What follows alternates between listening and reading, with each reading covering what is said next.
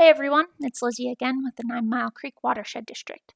This is video 3 of a 3-part soil sampling series. Last video I walked through how to collect and how to submit soil samples to the U of M Soil Testing Lab. In this video, I'll go through the results from the Discovery Point restoration soil samples I had sent in.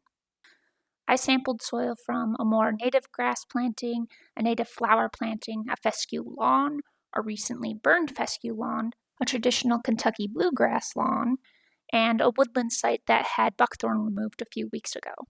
So just a reminder, your testing results will come in the mail. This is an example of one of mine. You'll see your testing results here and here. I'm going to combine all of my results into a table so it's just easier to see.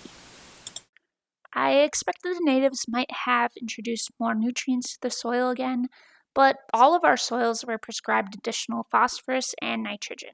Remember, Minnesota has a state law that says it's illegal to use phosphorus unless you have a soil test that says you need it or you're establishing a new lawn.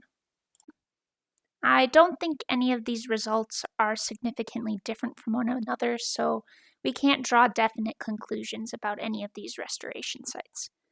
Though it was interesting to me to note that the lowest nitrogen levels we observed were seen in both of our lawn examples, both the fescue lawn and the Kentucky bluegrass lawn.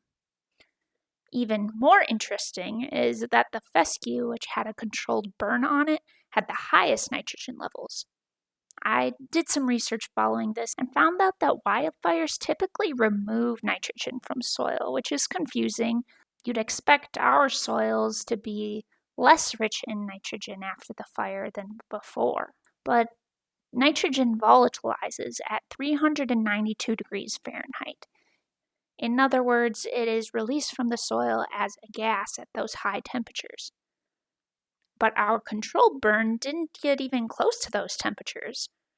With continued reading, I found out that high-intensity fires decrease site productivity, but those low-intensity fires increase productivity, and it was very cool to see that reflected in the soil.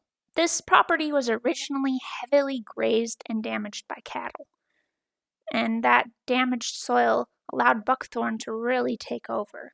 And buckthorn, if you don't know, is a very, very aggressive understory tree which blocks out all sunshine for other plants, so it makes the soil beneath it really bare because nothing else is able to grow, and that causes erosion from that exposed soil. So it's not really a surprise that we don't see much improvement in the soil a few years after our restoration, after years and years of soil abuse.